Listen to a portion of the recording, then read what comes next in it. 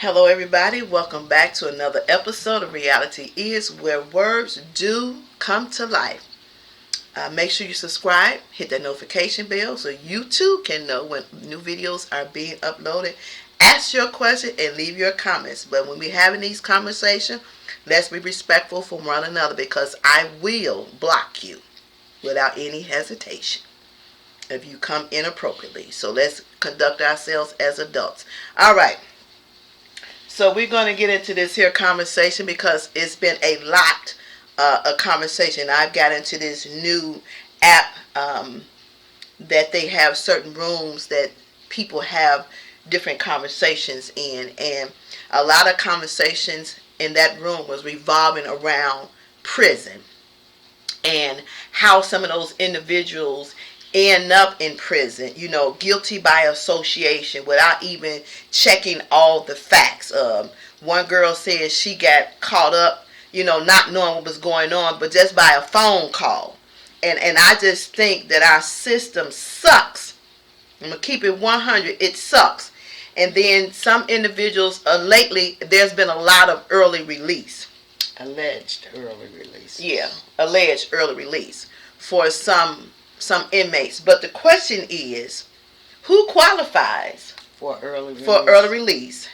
And who makes the determining decision that they do qualify? And what are the steps that they have to take to get early release? Because again, number 45 released a whole bunch of people that should have been still up under the jail. But again, we go back to the differences of color, which makes the difference. See, white folks, as I've said in other videos, and I can validate this, and people can say it's not true, but I'm going to show how it is true. Kyle Rittenhouse in Wisconsin, a 17-year-old with an assault rifle, went down the street, up and down the street with an assault rifle in the midst of protests, and he killed 2 individuals at the age of 17. And he is at home. White boy. White. He didn't sit in there no time before people gather up money and paid his bond and got him out. But here's what we miss. It was the judge's decision to release him. So the accountability of early release falls on the judges. And this is a piece of the puzzle that we don't talk about. What is the early release? What qualifies an individual? It's a lot of unanswered questions and a lot of myths involving in this. Some people say that the applications are sent to the Prison Review Board. Some people say that it's sent to the governor's office. Can anybody give us some answers as to where the applications go? And once whether at the prison board or whether they go to the governor's office, who is responsible for responding, and how do they respond? And how long is the process before you know that you get an early release? Because I heard also in this room that one individual was scheduled for early release, but they changed the date. What defines changing the date? And again, so if somebody has been incarcerated and the time frame that they've been inside, they have not gotten in any trouble whatsoever, that don't carry no weight? It should. That don't carry no weight whatsoever? Well, it depends. What does it depend on? The depending factor is your color, sweetheart. Your color. Think about it. Okay, and I'm going to say this again. Because I don't fear nobody but Jesus. That's it. We make decisions on individuals' characters and we don't know nothing about them. And hence why there are a lot of wrongful convictions. Yeah. And when it comes up and somebody else organization comes in and they go back through the paperwork, they do the due diligence, and they find this and they find what that. happens then? What happens then? What happens then? What happens then? So the judge signs off on it. But what about when the judge creates clauses in the hearing, in the case, in the trial, and he makes statements? He or she. Or she makes statements, and it's not politically something that should have been said, or it might be a demeaning statement from a judge, and you have to take it. But what happens when that judge is proven wrong some years later? Then there should be accountability. How does that individual get back in that judge's face and say, now, you said what I said meant nothing. Mm-hmm. But now it all turns out that it meant everything. What is it? What is the price they pay for that? Well, here is my thing. And I'm going to say this like I said this in other videos, and I still stick to it. Here's where your chief judges are held accountable. No. Chief judges don't do anything. No. Then if you can't do what you need, like if a regular employee has a problem in any company, and you can verify this. If I'm an employee, I have a supervisor. The first thing I do when I have an issue, I go to my supervisor, correct? The next step, if my supervisor can't rectify, I go to the manager. Mm-hmm. Correct? I keep going up the ladder. Those titles hold weight. Okay. They're not just titles to be having a title. Let me ask this then. Is there anyone can tell us what Timothy Evans does other than pass the paperwork to someone else? I've gotten letters in response to questions that I've asked his office, and they told me in the letters that I need to be looking at getting an attorney. But if there are no finances for the attorney, what are you sitting in that position for? Well, he don't just send letters to you. I've gotten letters from Timothy Evans too, mm-hmm. and saying that we can't intervene on certain situations. Yes. So here is my thing to Timothy Evans, and you all can pass this along. Then you need to get your ass out the seat. Because if you don't have any resources to help your individuals that are coming to you, that you're servicing, that you're supposed to be working for, what are you doing? What do you have the title for? Because mostly for me, a chief judge is to make sure that all the other judges are following everything from A to Z by the book. And they are representing their office in a ethical manner or correct manner. They're being transparent, and they're not showing racism or being unfair in their rulings. Tim Evans is just too busy doing whatever it is he does. Well, then again, as I said, I would just like some answers as to, I mean, if this is a position that so high, then that's, I mean, in rank, then there should be resources beneath them that they should be able to distribute amongst its people. I mean, okay, so let me ask this question, because this would come off of this. So if you don't know nothing, you hear no evil, see no evil, none of that, you don't know nothing, then why do we have a judicial system? Hello?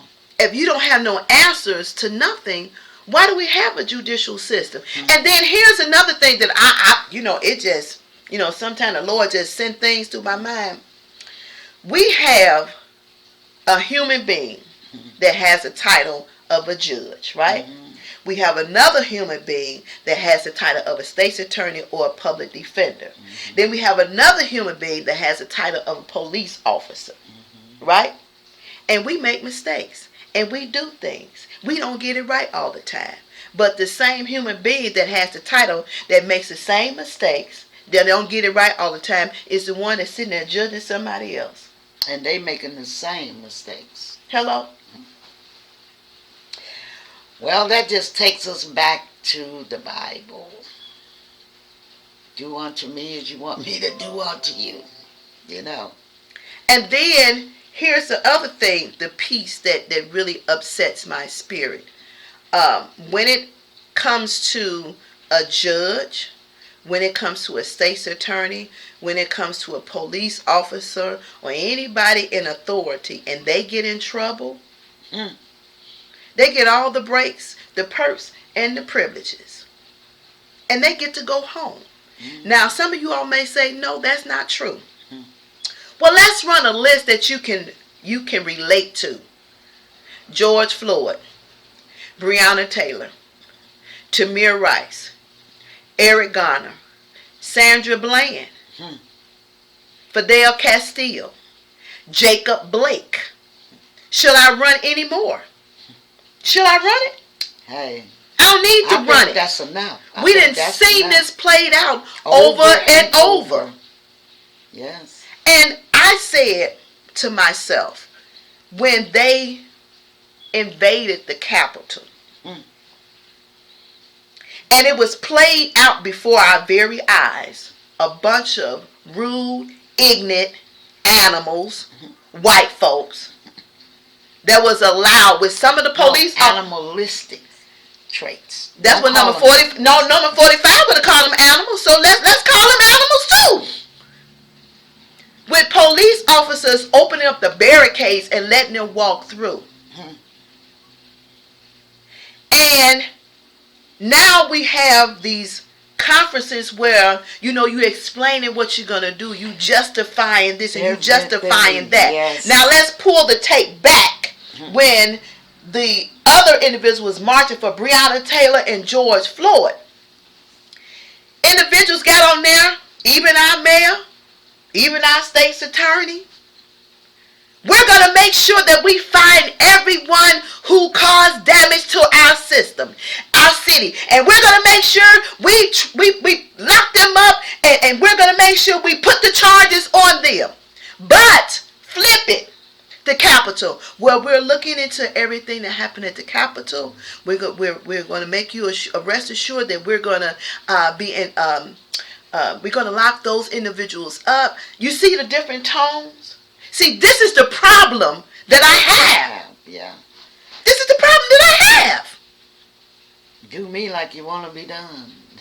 And if you're going to do that, then be fair across the board. Because if you can't be fair, then I'll say this again, like I said in the other video, then every prison across the United States, you need to unlock the gates. You need to unlock them. Because what we are seeing being displayed is ridiculous. And for every organization out there that claim that they represent prison reform, you need to get out of the business of representing prison reform if you're not going to do what you say you represent it to do. I'm just saying. Because I'm sick of this.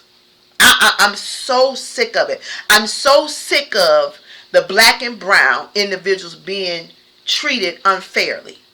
And when we say justice is blind, justice is past blind. She deaf too. Because she don't see crap and she don't hear nothing. And then you all as elected officials get up on the TV when election time come to my, we did our best, to fix the prison system, and, we fixed the bond system so those who couldn't afford to pay bond, they was able to get out and all this nonsense. And then you come back and say, like somebody came on my channel a couple of weeks ago to they get good food in prison. What prison is that? Yeah, let me know. They get McDonald's or Wendy's or... Because when I was in there visiting a relative, what they showed me on that plate... Was it bologna? That thick bologna? No, it looked like some dead, dried up oatmeal. They throw some water on top. That's what it looked like. On a steel plate tray. Not fit to feed a dog. And here is my problem with you all. Tom Dark and Tony Prepman, because you've been quiet for a long time. That food that you all allow them to be served, y'all not going to eat yourself. Go in and have dinner with them. I challenge them to go in, sit at the table, and eat what you expect our families to eat. That's what you need to do. That's it. That would give you some clarity as to where you're messing up at. But you know what? I have a question. I don't know if anyone remembers Tam's Correctional Facility. Now, that was a maximum security, but I wonder how many minorities, the population's races that were housed there. Because from what I learned, Tam's was a place where it was like a concentration camp, where you slept on a slab of concrete and you might have this much light from a mirror, from a window above. Mm-hmm. You never talked with anyone, you never communicated with anyone. You were totally isolated. This was maximum security. And where was this located? Tam's Correctional. They closed it down. Where was it located? I'm not for sure, but I know it was Tam's. It's in Illinois. I know that. But you know what that remind me of when you said that? That remind me of a slave ship. Yeah. And those people in Tam's only had limited communication with the outside. Like, you couldn't write to me unless it was approved. Again. I mean, you dehumanize people, and you know, the Bible says, judge ye not, ye be judged. And I understand that a lot of things go on that we can't just overlook. But there are a lot of things that's been going on that have been overlooked. Exactly. And now it's time for us to address it all. If what you're going to do to one, do to all. What you're going to give to one, give to all. If you're going to give one person early release, why not make it compatible for all that qualify? Exactly. And you all know. You know. Y'all act like you don't know. You know everything. Y'all got cameras everywhere, here and there. Y'all act like you don't know, and y'all act like the people on the outside is stupid. Don't know nothing. That's what you act like. But we're not as dumb as you think we are. And again, we're in a different environment. This is a different time, and it's unacceptable. Nobody is accepting the norm anymore. We're tired of it. COVID-19 may have been bad in some instances, but in some instances it's been good. It was right on time, because you got a chance to focus. You got to see things as they were. Exactly. And how to address them. Exactly. Because now you ain't got nothing but time. Exactly. Now, even though I was doing this before COVID hit, but it don't matter that COVID, non-COVID, non-COVID. I don't care. The truth is the truth. Right is right and wrong is wrong. That's so true. Bottom line. And it's time out for every elected official. I don't care what city or state you in, for just skating by and sitting in your seat and just holding a title. That's over with. That's over with. All right. Well, you've been with Reality Is. It's another episode of Reality Is. Send us some comments. Where words do come to life. Make sure you subscribe. Hit that notification bell so you too can know when new videos are being uploaded. All right. There were some questions inside this conversation. And if you have the answers to it, please provide them. We really want to know. Let us know. All right. Talk to you later.